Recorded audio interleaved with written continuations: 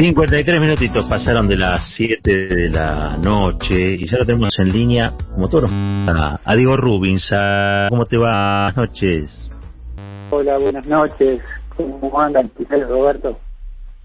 Muy bien. Bien, muy bien. Acá, esperando escucharte para que nos explique un poquito de qué trata. A ver, primero el anuncio del presidente, ¿no? Que tiene que ver con las restricciones a la carne. ¿Por qué la carne se ha disparado tanto? ¿Cuál es la está pasando a escala global que nos afecta de este modo? Bueno, mira, primero, si ustedes quieren, les cuento un detrás de escena. Dale. Si les interesa. Cuando el productor me escribió y me dijo de qué vas a hablar, yo le contesté carne, primero. Sí. Y después abajo le puse Isabel Sarli. Y después el intercambio desbarrancó, digamos, ya no da para comentarlo tanto, pero bueno, así empezó el intercambio de qué vamos a hablar. Ese fue, digamos, la anécdota de producción. Sí. Yendo al tema que nos ocupa hoy, mirá, yo creo que si el gobierno tiene que mostrar algo en el corto plazo, y cuando hablo de corto plazo estoy hablando de acá a 2 meses, me parece que hay 2 cosas que mostrar, entre otras cosas para llegar con chances electorales, ¿no? En un año electoral, y esas 2 cosas es avanzar mucho en el ritmo de vacunación, porque estamos en un momento crítico, no hace falta decirlo, y lo otro es empezar a controlar la inflación. Durante los primeros 4 meses hubo una inflación muy alta, ya la inflación acumula 17,6% del año, y está claro, yo esto se lo vengo señalando hace un tiempo, que ese 29% que figura en el presupuesto a esta altura es irrealizable. Pero lo que sí se puede lograr es una desescalada en los precios, incluso yo creo que están dadas algunas condiciones para ello. Bueno, eso lo podríamos hablar en otro momento. Pero bueno, evidentemente hay que empezar a mostrar que ese índice empiece a bajar.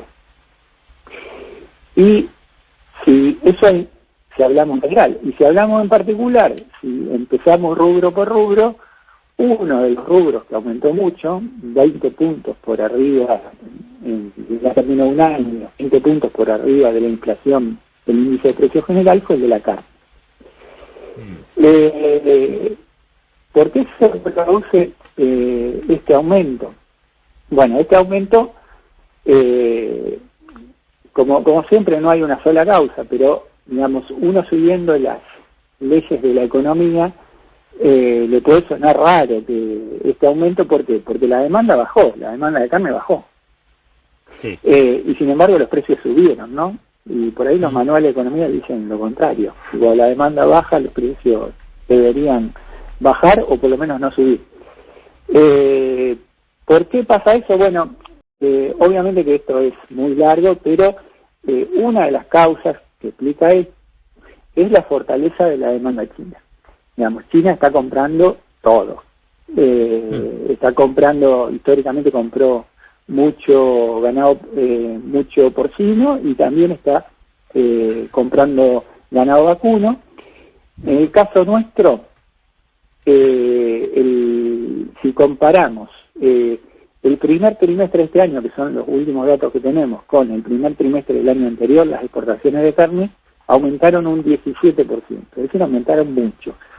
Y si entramos a desglosar hacia dónde fue esa carne, y el 60% fue a China. Después, el que le sigue recién está en un 13% Israel, o sea, bastante lejos.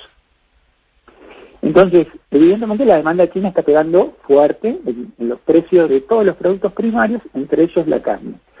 Y en el caso nuestro, eso tiene un impacto muy significativo, porque la carne ocupa un lugar destacado dentro de las dietas de los argentinos. O sea, si hubiera aumentado, para dar un ejemplo extremo, si hubiera aumentado el caviar, mucho no nos importaría, ¿no? Claro. Pero bueno, la carne es un bien importante dentro de la canasta de consumo argentino. Entonces, ahora el tema es qué medidas tomar contra eso. Y acá digamos, yo lo que pretendo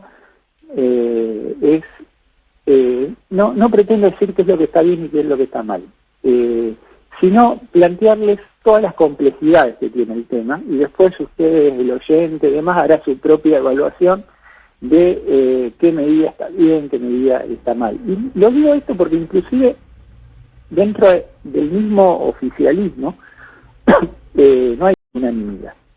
Dentro de lo que de la rama, digamos, de la economía heterodoxa, peronista, kirchnerista o como le quieran llamar,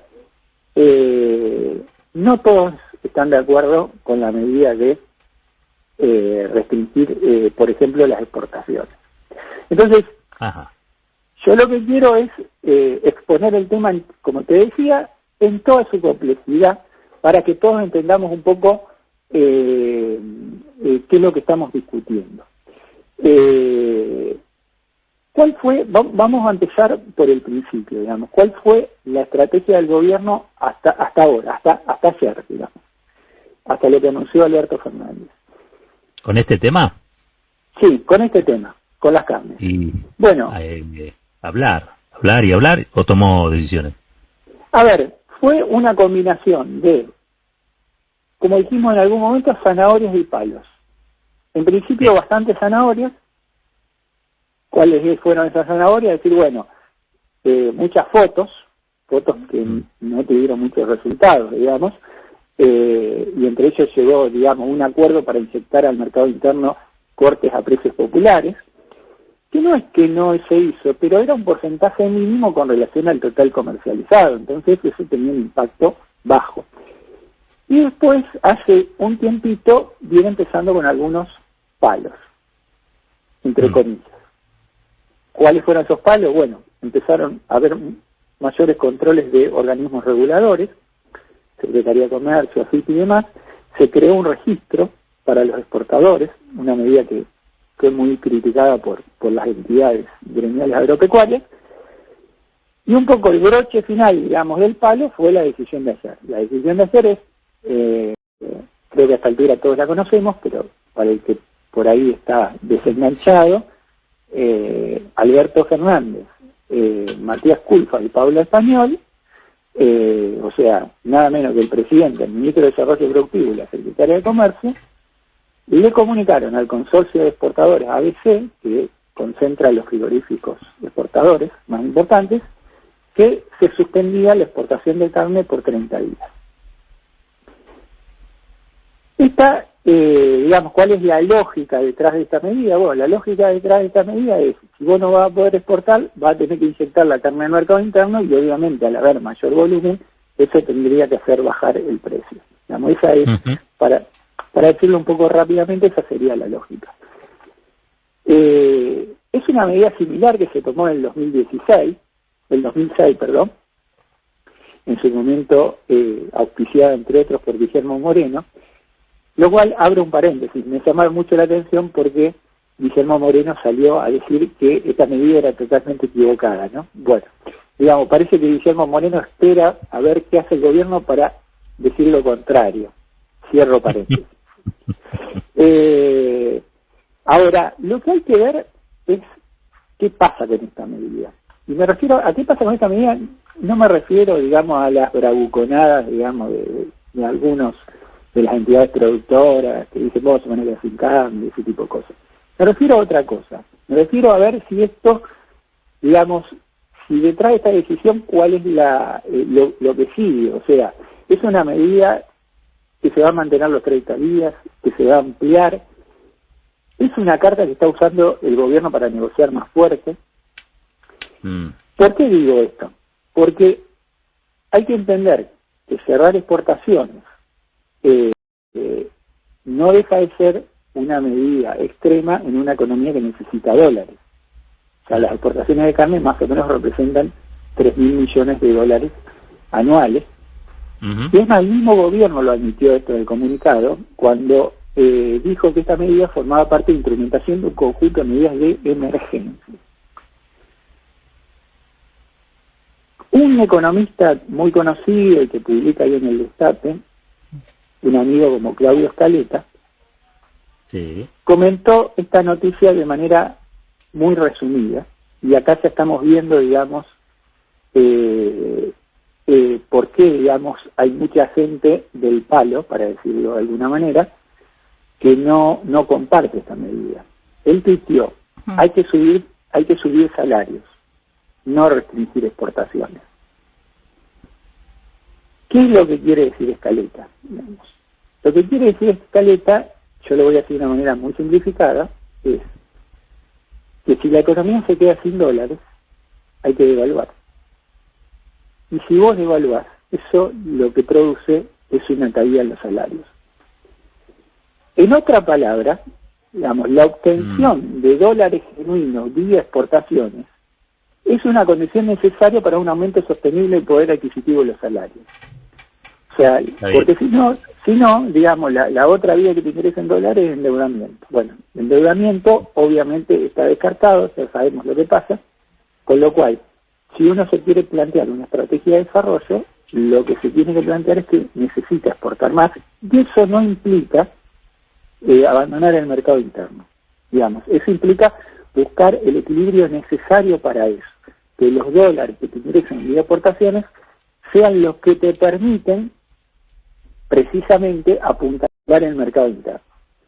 Entonces, yo les hago todo este desarrollo porque, digamos, esto quiere decir que cerrar exportaciones es malo. Bueno, lo primero, ante una pregunta así, yo lo primero que les debería decir, como les dije muchas veces, la economía no es una ciencia exacta. O sea, todas las decisiones tienen que pasar por una prueba ácida, que es la prueba de la empiria, y que los resultados se terminan, y terminamos evaluando si una política pública es buena o no, funcionan los resultados. En segundo lugar, las cosas no son blanco-negro. O sea, siempre hay terceros caminos. O sea, está la posibilidad de permitir seguir exportando, pero poner cupos. Está la posibilidad de subir retenciones. O sea, si vos me preguntas a mí, yo te digo, bueno, la mejor manera de desacoplar precios internos y externos es con subir retenciones. Y bueno, y en tercer lugar, digamos, no en esta oportunidad, por ejemplo, no es mi objetivo señalar que esto está bien o mal, sino, como les decía, yo quiero exponer todas las complejidades de una temática que está muy lejos de tener una fácil resolución. Claro. Y evaluar todas estas temáticas complejas me parece que hacen al pensamiento, justamente a la necesidad del pensamiento crítico, de que evaluemos la medida en su integralidad y ver cuáles pueden ser las consecuencias, no solo en el corto plazo, sino a mediano plazo. Diego, sí. ¿Cómo estás? Buenas noches.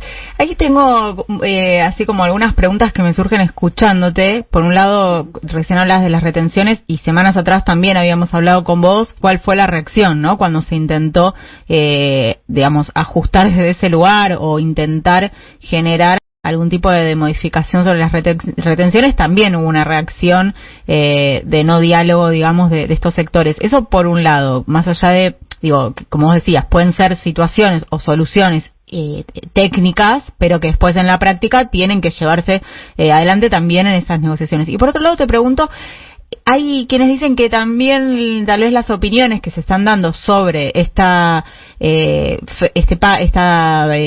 freno a las exportaciones, que si bien tengo entendido todavía no sale en el boletín oficial, el temor que hay es que no sea solo por 30 días, ¿no? Y entonces ahí es donde ponen también tal vez un poco la duda en cuanto a, bueno, si no son solo 30 días, ¿qué tipo de proyección puede haber con más días que eso, ¿no? Y que supuestamente también de ahí surgen algunas resistencias a esta medida. Sí, bueno, comienzo por la segunda pregunta. A mí me parece que una decisión por 30 días no va a tener, desde el punto de vista de los productores, tampoco no va a tener un perjuicio muy grande.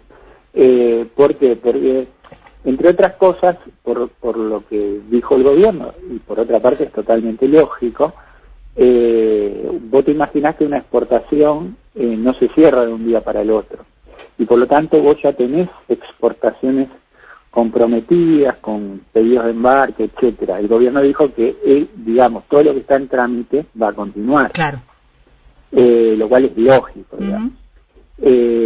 Así que yo particularmente no creo que en 30 días esta medida signifique algo demasiado problemático para ninguno de los sectores en pugna, digamos.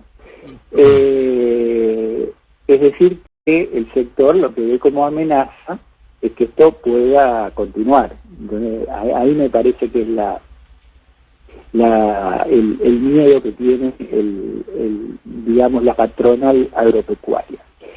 El miedo en el sentido de que esto va a implicar que bajen los precios, bueno, etcétera. Ahora, desde el punto de vista del gobierno, y yendo a la primera pregunta que me hiciste de las retenciones, sí. Por supuesto que las retenciones implica sacar una parte de renta de los sectores al cual esos sectores se van a oponer, ya. Pero a mí me parece que el desafío es político, ¿no? El desafío es si vos tenés la suficiente fuerza política para hacer eso. Ahora, yo lo que creo es que una medida de ese tipo contribuye al objetivo del gobierno sin tener efectos colaterales, desde el punto de vista económico que estoy hablando, sí. ¿No? Dejando de lado el análisis político de si lo podés o no hacer, que corre por otros carriles. ¿Por qué te digo de que no tiene efectos colaterales? Porque estás logrando el objetivo, de bajar el precio, en el sentido de que estás desacoplando un poco el precio internacional, el precio interno, porque lo estás rebajando vía retención. Y estás dejando seguir exportando, y de esa manera que te siguen ingresando dólares. Con el tema de las exportaciones, vos el cierre de las exportaciones, la dificultad que vos tenés es que, aún logrando en el corto plazo tu objetivo de bajar el precio de la carne en la carnicería, te estás privando de una fuente de dólares genuinos, que es uno de los objetivos centrales que tiene el gobierno para apuntalar la reactivación económica. Con lo cual, digamos, ahí entras en contradicción. Vuelvo a repetir, no estoy diciendo que están bien ni mal, simplemente sí. Estoy analizando cómo es la cuestión. Y después después se los voy a mandar por WhatsApp si quieren leer porque yo a raíz de toda esta discusión me acordé de un texto que había leído de Conducción Política de Juan Domingo Perón, en donde hablaba de esto. O sea, como ustedes ven, el tema es digamos, muy antiguo, digamos, no es novedoso. Y Perón ahí lo que decía, cuando le decían, bueno, el tema de bajar el precio de las exportaciones o prohibiendo la exportación, y él decía, no tenemos que bajar el precio de exportación, lo que tenemos que subir es los salarios.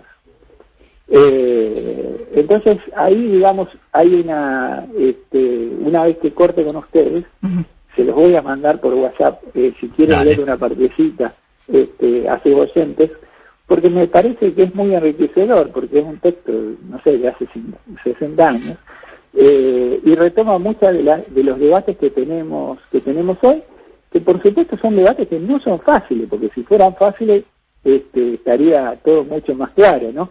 Cuando vos tomás una medida tiene sus efectos colaterales, es decir, bueno, hasta qué punto esos efectos colaterales terminan empeorando la situación en mediano plazo. Bueno, esto es un debate que se ha dado al interior, como te decía, inclusive dentro del mismo colectivo de economistas kirchneristas, digamos. O sea, es una discusión al interior del colectivo, no solamente entre el gobierno y los sectores patronales agropecuarios. Esa discusión entre el gobierno y el sector patronal agropecuario es otro tipo de discusión, digamos. O sea, a ese sector, a la patronal agropecuaria, lo único que le interesa es, digamos, conservar elevados niveles de rentabilidad. Eso es así. Pero bueno, el debate es un debate que es enriquecedor, digamos, porque me parece que permite evaluar los temas, como te decía, con pensamiento crítico y en toda su complejidad. Es que Gustavo Idígoras, el del Consejo Agroindustrial Argentino, que creo que representa un sector un poquito más dinámico, digamos, ¿no? Tomó un poco de distancia de las patronales agropecuarias en este punto y convocó a charlar. A mí me da la impresión también, te voy a ser sincero, de que tanto el gobierno como los exportadores de carne se preparan para una discusión tensa, donde el gobierno tiene que, me parece, va con la carta de me aumentaste un 70% de la carne en un año, de qué manera podemos meter o cupos o de qué manera podemos acordar que este año eso sea por debajo de la inflación, cómo podemos desacoplar. Digo, me parece que la impresión, digamos, incluso escuchándote, me da la impresión de que el sentido de todos estos movimientos están más vinculados a sentarse desde una postura de fuerza en un ámbito de negociación, ¿no? Pero la verdad que no sé si es una especulación más vinculada a una proyección del deseo propio o a la realidad de los intereses en juego, ¿no? No, mira, a mí te digo, la verdad, analizándolo desapasionadamente, yo y lo digo como vos decís, como una impresión personal, sin información. Para mí, el gobierno está pulsando para negociar, digamos, para negociar con mayor fuerza. Como diciendo, bueno, hasta ahora nos sacamos fotos, qué sé yo, y hay cosas que no me cumplen. Bueno, claro. Ahora yo no te dejo exportar y nos sentamos de vuelta bajo otras condiciones. Esa es la sensación que me da a mí, tratando de leer, digamos, el panorama, y bueno, veremos. A mí me parece que hay cosas, como yo les decía hoy al principio, la inflación obviamente que este año va a ser alta, pero a mí me parece que están dadas las condiciones para que a partir de el mes que viene, digamos, la inflación empieza a bajar un poco, ¿por qué? Porque cuando vos entras a desbrozar, digamos, las causas del salto inflacionario, que son muchas, pero hay una que ha jugado un rol importante en esta primera parte del año, que tiene que ver con todos los aumentos de combustible que se dieron todos juntos, y que según el gobierno no se van a dar más en el resto del año, y también por la inflación importada, es decir, por el fuerte salto de precio de los productos primarios. Ahora, la soja pasó de 300, para dar uno de los productos, pero en todo podemos decir más o menos lo mismo, la soja pasó de costar $300 a costar $600. Es poco factible que esto siga así, digamos. Es poco factible que la soja en unos meses pase a $900. Con lo cual, ese factor, digamos, de crecimiento que se venía dando de la inflación importada, va a tender a bajar. Y con relación a eso, me parece que todo el índice de precios tendería a crecer muchísimo más bajo de lo que ha crecido en estos primeros 4 meses. Salvo que ocurra, digamos, algún acontecimiento extraño. Entonces, me parece que están dadas las condiciones para empezar a negociar en otro escenario. Diego, como siempre, te tengo que agradecer, una clase de economía política para entender lo que está pasando. Te mandamos un fuerte abrazo.